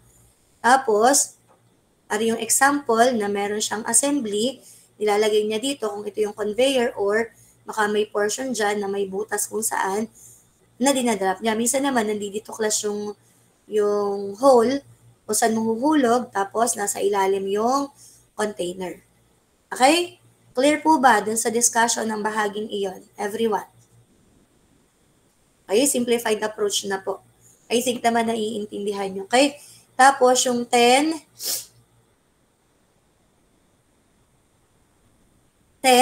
in relation to the next, which is machine and equipment, magkakasunod ko na pong didiscuss, arrange tool controls and other component to optimally minimize motion. So, yun po, work organization lang. Basically, sa number 10, you do the 5S. Okay? I-organize mo po yung iyong work area. Easy to get, easy to return, easy to reach. Okay? Group together class. May tinatawag tayong grouping or mapping. Yung functionality. Okay? Halimbawa, puro ari sa volume. O di magkakasama siya sa isang area. Kung alba naman ay puro sa visual control, nandoon naman siya sa isang area. Kumbaga, huwag mong paglahok-lahokin yung iba't ibang intention ng iyong mga tools, ng kunwari, cutting tool, nasa kanan. Tapos joining materials or for joints para magdikit. Doon naman sa upper right. So, yun po, i-minimize natin yung action at in relation sa mga naunang nabanggit, ay di-allocate po natin within our reach envelope doon sa sequence of use at saka yung frequency of usage. Okay? Doon na po tayo sa next part at 30 minutes to go. Machine and equipment. Hanggat maaari daw, class number 1, take multiple cuts whenever possible by combining 2 or more tools in one by arranging simultaneous cut from both feeding devices. Ang pinaka-suggestion lang naman class dito sa number 1 natin is that as much as possible that you can have one tool which is multi-purpose, yun na lang yung ating gamitin. Katulad halimbawa class ng ating mga gamit sa pangkusina. Sige, bago natin i-discuss yun, daanan natin ito ibang part. So, class, ito ay checklist. Pwede po niyong gamitin ito sa inyong paggawa ng project. I-retype nyo na lang. Okay, sa Excel, Workstation Evaluation Check Sheet. Para malaman mo, in support sa anthropometry, kung hindi ba siya nagva-violate or in compliance ba siya in terms of the requirement. Halimbawa, chair. O, is the seat adjustable from 15 to 22 inches? Seat height, di po little iyon class. So, susukatin mo po. Tapos, kung compliant, okay, yes. Tapos, dito naman class sa pag-yes mo dito, siguro kung majority, may mas madami ang nag-yes, edi mag-yes ka. Okay? Is the seat width a minimum of 18 inches? Hip breadth yun. Diga? Mare, no. Is the seat depth 15? So, yun class A, yung buttock popliteal natin. No, kunwari. So, I think naman understandable na sa inyo ang mga nakasulat dito. Okay, thumbs up po na intindihan pwedeng gamitin sa project. Yaang work evaluation check sheet na yan. Next. Maghanap na po kayo ng company class, week 12 na ngayon. O, ganun din sa computer workstation. So, basahin niyo lang po yung nakalagay diyan na details and then, lang naman yan, check sheet. Okay? So, dito na po tayo. So, dito class, saan na yung dinrawing ko kahapon? Nawala ng aking mga dinrawing. Yan na. Example lang ha, lahat ng mga, ang dami nating class ngayon na gamit sa pambahay na multiple na siya. Halimbawa, pwedeng pambukas ng lata, pwedeng pambukas ng bote, pwedeng pangtalo, pang-shred, panggadgad ng bawang. Meron tayong nabibili na grater, say for example, octagonal ba? Yung halimbawa, 6-sided, hexagon pala. 6-sided siya. Bawat isang side may kanya-kanyang purpose. May handle din. Kunwari, dini malalaki yung butas, pang papaya. Dini naman pang cheese. Dito naman pang carrots para julienne. Ganyan. So hanggat maaari class, in one tool ay marami na siyang purpose. Sa industry, ari naman ang may i-share ko sa inyo as a personal experience sa isang stamping na company. Ano yung stamping? Metal stamp. Stamping, metal, stamping. Mold and die. Ari si operator. Yan. Ang operator na ari class, mag-ooperate siya ng kanyang mold and die. May papasok dyan na yero. Ang purpose niya, yung buong yero, puputulin ng paganyan-ganyan. Tapos yung magiging output niya, itatransfer niya sa next. Worker din to, operator ulit. Tapos, meron din siyang machine. Tapos yung stamping, yung pag pinress on mo, yung nagagayon, yung nagka-cut. So, may molde yan. Pag yun ay inoperate mo, magdidikit silang dalawa, makakat yung yero. So, ang gagawin naman na rin, yung bawat isang piraso na nanggaling dito ay hahatiin niya sa dalawa. Okay? Tapos, next stage, another worker. Tapos, yan yun ako sa akin drawing ha. Ako yung nagmamadali. Ang gagawin naman niya, yung bawat isang ganyan, i-feed niya dun sa machine, sabay na or isahan, ang magiging output ay mabubutas. Okay? Mabubutas. So, dalawa yung output. Isa yung at saka isa yung ganyan. Samantalang class, pwede namang i-request na sa engineering department, gawin na lang yung 3-in-1 na molde. Pag nag 3-in-1 na molde yan class, isang tao na lang kailangan, isang makina din. Kaya lang, medyo mas mataas-taas yung cost noon. Pero, mas mura pa rin. Tsaka mas productive. Anong gagawin? Sa isang baksak na class, dito pa lang sa first na worker, nakat na siya, ito na mismo yung output. Ang kailangan na lang may tamang mga pagsasahudan. Or, sa ilalim, ang mahuhulog, diba, isang bagsak lang, nakat na yung ganyan, okay, nakat na yung ganyan, tapos natanggal na din yung bilog. So, ang mahuhulog lamang class ay yung bilog, magsushoot na doon sa bin sa ilalim, May bin sa ilalim, mahuhulog yung mga bilog-bilog, may iiwan dun sa taas yung ganitong part. So, ang kukuha na niyan, yung operator, may container naman siya dyan sa isang tabi para paglagyan niya. Halimbawa, dalawa yung kailangan kunin, edi dalawang tabi para 2 hands. Get ng left, get ng right, tapon sa magkabilang side. Kailangan mong gawa ng tamang work sequence. Hindi yung dalawa din nakukunin, ang kukuha lang isang kamay, tas din ilalagay sa kabila.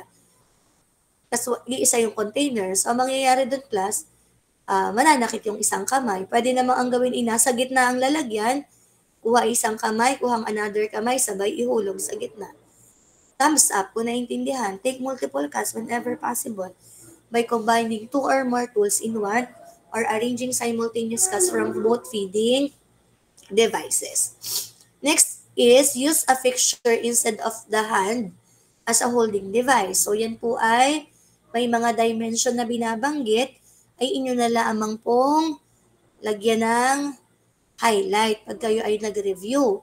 So, wag po natin gagamitin holding device at meron naman po tayong na-discuss na dito, kaya hindi ko na masyadong bibigyan ng emphasis. Ayan bawal po yan. May holder po dapat. Meron tayong clamp. Example na shinare ko dun sa aking lecture video ay yung personal kong ginagawa na pag ako'y nagtatalop or may ginagayat, pag may pipino lang naman, kayang-kaya ko na yung gayatin sa palad ko. Siyempre, hindi ko naman gagayating literal sa palad, pero tinatansya mo.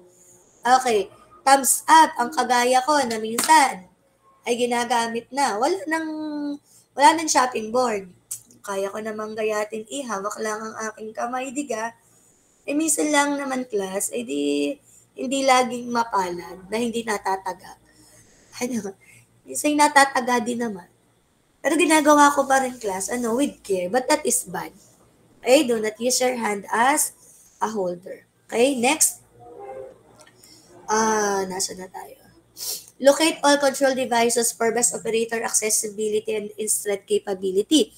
So, I think naman okay na yon kasi nabanggit naman natin all materials dapat ay malapit doon sa operator. Pero dito, class, all control. Ano ba yung control?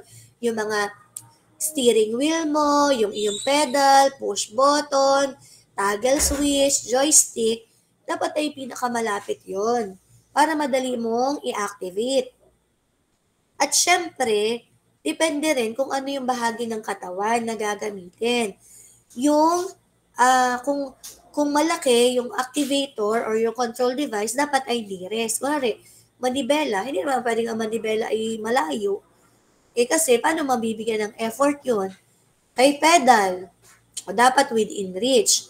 Ay mga push button, kung maliliit namang button, mga D10 tumble lang yan, or maliit na switch, maliit na push button, ay di class, pwede nang medyo malayo-layo. Kasi abot mo diba, tsaka hindi naman yun nangangailangan ng extra effort kasi madali naman siyang i-activate. Okay, number 4, use shape, texture, size coding. Actually, class, itong more of the second part, the machine and equipment principle of work design, will be covered on your Ergo 2. Kaya hindi ko po masyadong bibigyan ng emphasis. Ma'am, napuntahan ko yung mga nasa faculty. Okay. Iba po. Tapos, use proper control size, displacement, and resistance. Again, class, more details na sa Ergo 2, may mga computation na magaganap doon. Dito ngayon, ay bibigyan ko lang ng kaunting introduction. So, with regards to control size, class, meron po tayo dito na recommendation. Yan. Ito, class, yung depende kung ano ang paggagamitan. Okay, multiple rotation ng class A, fractional rotation class B, D10 positioning, even the shape, pwedeng star, triangle. So, minsan ginagamit natin ang different modality. Hindi na natin matitingnan, kakapain na lang, importante class yung texture. Alin texture? Pag smooth, fine-tuning. Pag mga fluted, kagaya niyan, yun, yung ballpen ko class fluted. Sabi ko mamaya yung word, maalala ko din. Pag fluted and knurled, ginagamit naman yan for coarse adjustments. Coarse. Okay? Coarse adjustments. Tapos kapag naman fine yung texture, ibig sabihin nun, fine adjustments na. Example, maghahanap ka ng radio station, ginagamit mo muna yung coarse adjustment pag naghahanap ka pa ng radio station. Pag medyo malapit na, pero dahil hindi ka digital, ikaw ay analog pa, kailangan mo magkaroon ng fine adjustment kasi may maririnig ka pang interference, mga gayong-gayong pa. So, yun, ginagamit po natin yung texture. Tapos, may mga tamang size na kailangang i-consider, depende kung anong klaseng control yon. Ayun, dito na lang kayo mag-refer sa table. So, ano yung dimension? Ano yung consideration? Lawa ay fingertip para sa push button, ang damang diameter ay minimum ng 13. Okay? Toggle switch, so hindi ko naman, ma'am, hindi naman namin alam kung ano yung tsura ng mga yan. Ayun po ay dinidiscuss fully sa Ergo 2, kaya hindi ko po masyadong i-highlight. Meron ako material yan since nagtuturo naman ako ng Ergo 2 na control displacement, ay di halimbawa push button daw, pag pinush mo siya ng iyong thumb or fingertip, ang minimum na displacement ay 3 mm, maximum ay 25. Halimbawa, class, ari yung button. Ari yung button pala. Okay? Mas ari yung surface. O pag yun daw ay iyong pinush, ang minimum na displacement babaon ng bahagya din 3 mm. Lulubog. At ang maximum na lubog, class, ay 25 mm. Okay? So yung pag pinress natin, kas kunwari sa electric fan, rectangle man ang shape niyan, or square, or bilog, di ba class may 4 na control doon? Ari is 1, 2, 3, 4. Yan na magkakaibang size, pero dapat pare-pareho. Ari yung pang number 1 na speed, number 2 na speed, number 3, at number 4. Di ka pag pinress natin, class aring 1 to 3, ari nalubog. Halimbawa, pinindot mo yung number 1, nakalubog yon. Unless, pindutin mo yung number 4 or mag-press ka ng other button pa, like 2 and 3. Thumbs up kayo kung nag-agree kayo sa aking sinabi. Na, without resistance, pag pinress mo, nananatiling nandudun yon. Pero class, may button number 4 ang electric fan na once na i-press mo ng iyong finger, yung nandiditong nakapress, magre-retract, babalik sa original position. At pag inalis mo yung finger mo, babalik din siya sa original position. So, aring tatlong ari class ay no resistance, walang tutol na mapipindot, ari ay with resistance. Parang sabi niya, hindi mo ako pwedeng ibaon dito. Aahon ako ng akin pag inalis mong iyong effort. Parang nagsalita nga, no? Pero ganun talaga yon. Just to make it clear. Tapos, ang tawag po doon, class, sa ganong control ay yung tinatawag nating, nasaan? Hindi ko mahanap, pero alam ko naman kung ano siya. Yun, dead man's control. May dalawang klaseng control resistance, pure displacement with low resistance, which is less fatiguing kasi nag-i-stay siya in place kahit alisin mo na yung iyong control. At pure control with no displacement, dead man control, once na ilalis mo yung control mo, it would be back to 0. Ano pa yung example class ng dead man control, dead man's control, yung calculator nyo. Pag pinress nyo yun, babalik na yun pagkatanggal nyo ng iyong daliri, ang manibela ng sasakyan. Babalik yun sa original position. Ano pa? Yan. Ano pa yung highlight natin doon? Yung tinatawag na control, response. Okay na yung control size, may table. Sa control response ratio, allow me to, ayan plus yung mga resistance, gaanong effort ang kailangan mong ibigay. Depende sa bahagi ng katawan na gagamitin. Okay? Yan, mga dead space na yan. And then, ito class naman yung high sensitivity at low sensitivity. Ganito lang po yun. Pansinin ninyo na gumamit siya ng rotary knob na fluted. Ang action niya, maliit lang. Aray, kagarni lang yung kanyang pihit. Kaya pinihit niya ng kagayon, tingnan mo yung displacement ng movement, ang laki. Di ka dapat ang ina-expect natin, ganito lang yung movement, hanggang dito lang yung ibo. Actually nga, class, mali nga yung kanyang display. Ari ang control, Ari ang display. Medyo not compatible. Kasi issue natin yung compatibility. Anong compatibility? Kung ano yung expectation, compatibility. Kung ano yung expectation, yun din dapat ang nagiging result. Ay parang bakit agree pa ikot, tas ari naman ay patagilid. So, pwede mong i-improve aring display na i-curve mo ng bahagya. Okay mo, i-minove mo dito, mag-iibo ng kagayon. Kagarni ang ibo, kagarni din ang ng control, kaganon din ang ibo ng display. Pero class, kapag ang control mo maliit, tapos ang laki agad ng effect, ang tawag doon, high sensitivity or low control, maliit yung control, pero high yung response.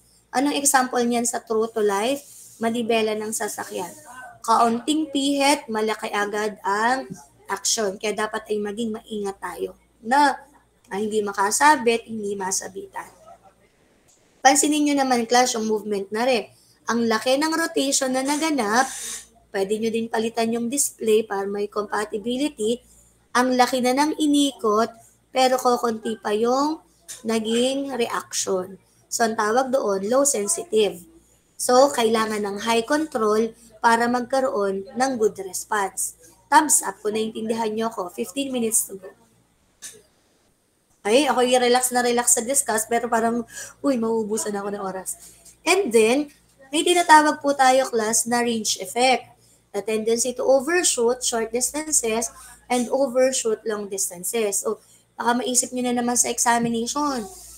So, laging analysis lang din po tayo. So, magsasaulo pa ba rin ako ng term? Oo, paano mo ma-explain yung scenario kung di mo alam yung principle? So, example ko po sa inyo ng range effect, typical, yung halimbawa sa piloto, kapag magla-landing o aalis yung aeroplano. Halimbawa, nag-landing na overshoot. Ibig sabihin, masyadong malaki ang tansya. Minsan, yung wall ng airport, dapat nag-landing din nila nandiyan yung aeroplano. Oops, sorry na. Masyadong, di ba ang aeroplano class yun, halimbawa, di ni bumaba, iikot pa yun, paikot-ikot pa hanggang mag-perfectly land. Ay minsan, ang nangyayari class, pag land ng ganyan, ay mali ang tansya, nababangga pati din sa wall, basag ang wall ng terminal. O kaya naman, mali ang angle ng pagbulusok, ay di nasusungasob rin, nasisilab, nahahati pa yung sasakyan. Minsan, 18 hours yung flight, safe na safe yung flight. Pag landing, doon pa namatayan. Bakit? Ay mali yung landing na undershoot or na overshoot. Thumbs up ulit. Naintindihan nyo ba ang range effect? Again, class, hindi ko alam kung nandiyan kayo, nakikinig sa akin. Pero it will just reflect sa examination. Okay? Control resistance, I'm okay na doon. O, dito naman.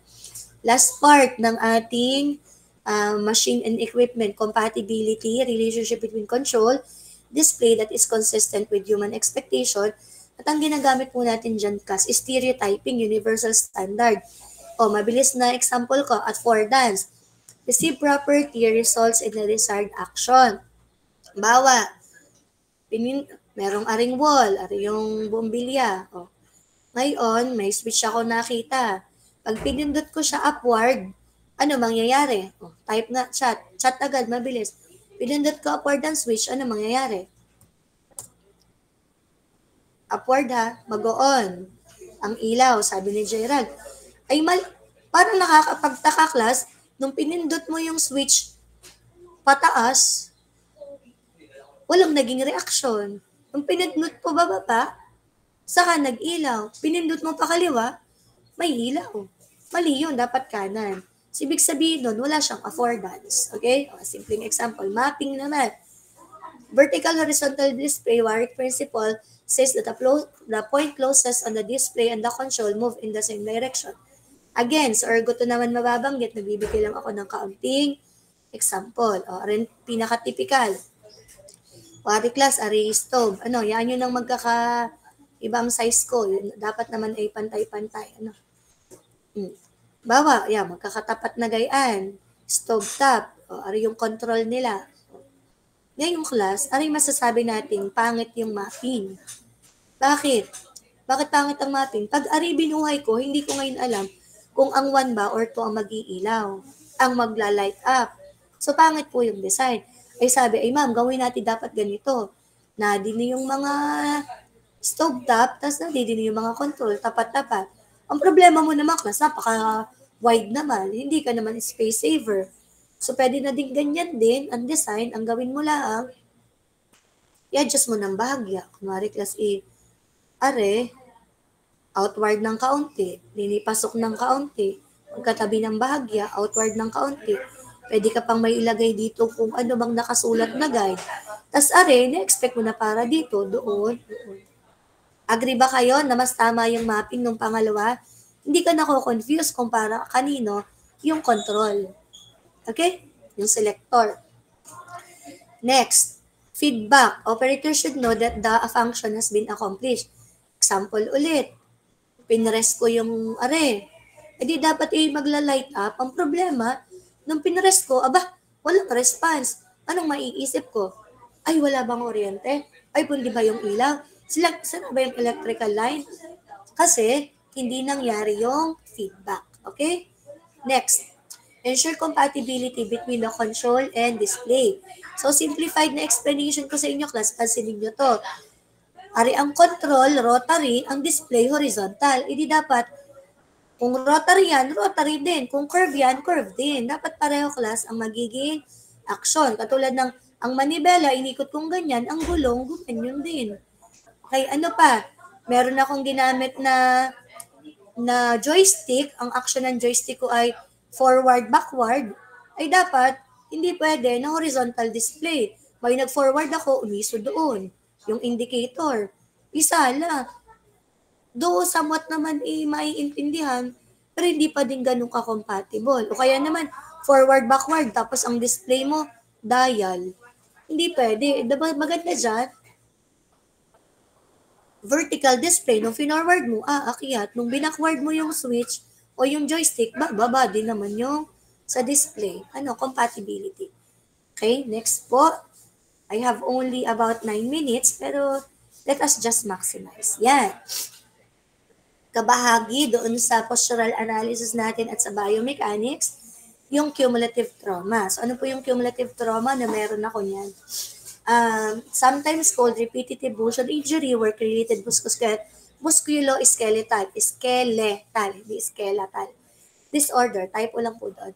Injuries to the musculoskeletal system that develops gradually, dahan-dahan, through time, by repeated microtrauma. Trauma, yung, halimbawa, yung kalimitan, mga magsasaka meron. Nagtanim ngayon, araw-araw nagbend yung magsasaka. Okay. Yung worker, okay, nakabend, tanim diyan, nakabend siya, rempaa, masakit ang likod, magpapahinga, hindi pa naubos yung sakit, magtatanim ulit bukas, trauma ng trauma. Parang ako, class, laging naka-shoulder bag. O di yung shoulder ko, trauma nga naka-trauma, araw-araw, may laptop, ganyan-ganyan.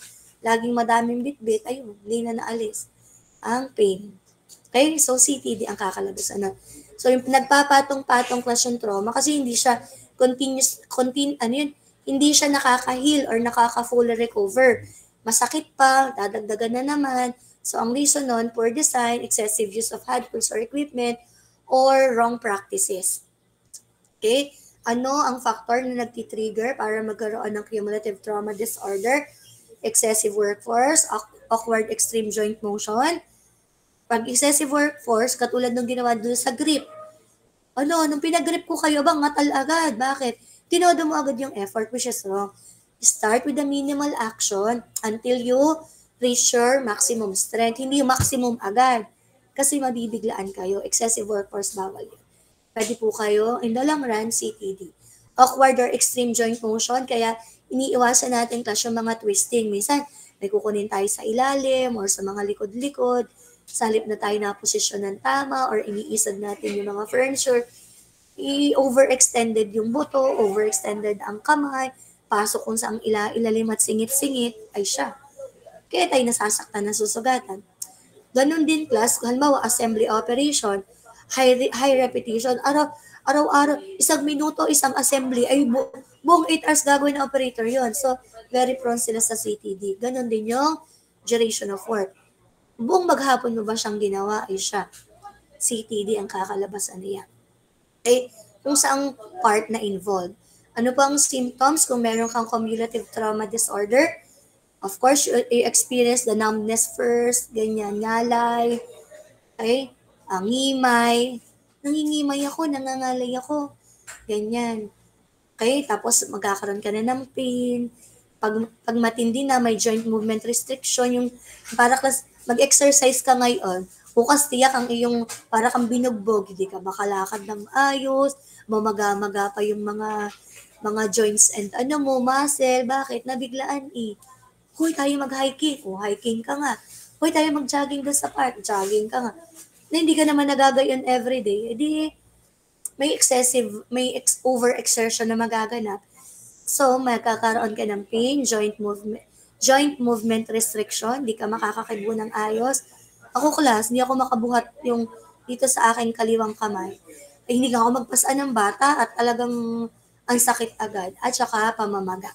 Okay? If not treated, it could lead to permanent disability. Okay?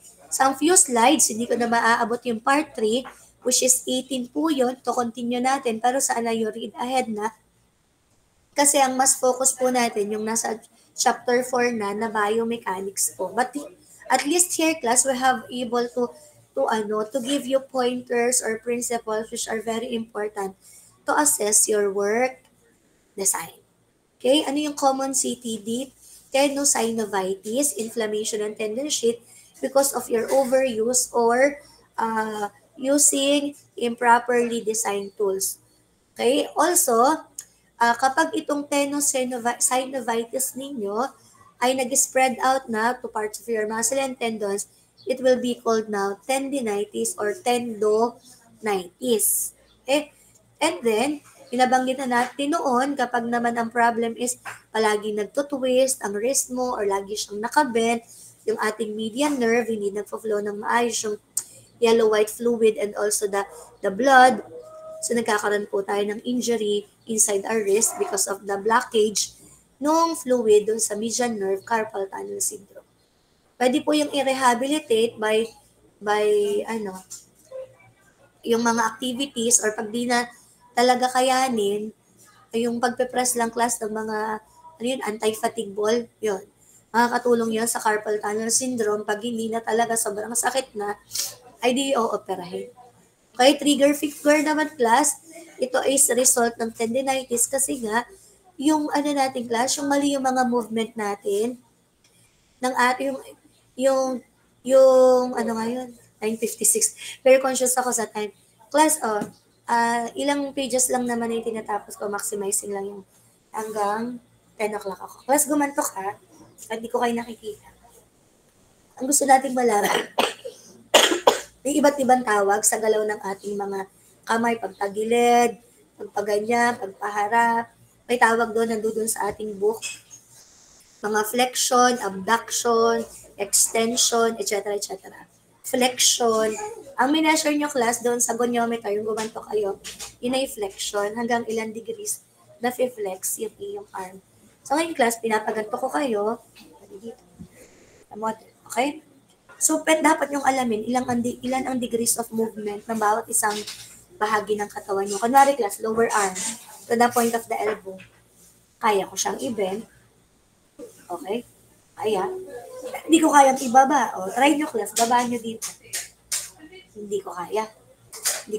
Pag kaya nyo, contortionist ka, ang tawag sa'yo. No? Hindi ka normal. O, pwede nating i-bend dito. Mahirap. Class ha, i-bend mo dito, madadama yung shoulder, masakit. Hindi kaya. Pero pwede dito. Hindi masakit. Thumbs up, kung na-feel nyo, kaya dito, mahirap sa kabila. Consider nyo po yun kasi yung wrong action ninyo, maglilid yan sa mga CTD. Okay? Trigger finger po, maling movement ng ating finger. Oops, makisama ka. 2 minutes to go. Ayaw lumipat ng aking slide. Tapos, aware tayo sa white finger, excessive vibration, nagkukos ng blanching kasi ng lack of blood. na naglilid sa weakening of your grip strength, maglilid sa loss of motor control.